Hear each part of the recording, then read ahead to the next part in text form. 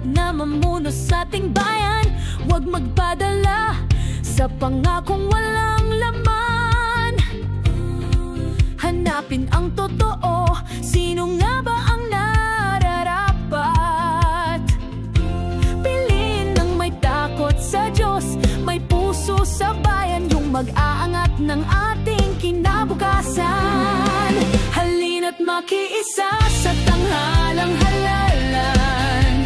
Ang boto mo sagot sa pagbabago, kapayapaan at integridad. Para sa bayan, yan ang dapat. Di pera, di pabor ang dapat mong tingnan. Dangal at katapatan, yan ang kailangan. Sa bawat balota, kinabukasan mo. Isang maling boto, di na tayo natuto. Huwag sanang manahimik pag mali ang nakita. Ang boses ng bayan, lakas ng masa. Tayo'y kumilos magkaisa para sa halalan na malaya at payapa. Halina't makiisa sa tanghalang halalan.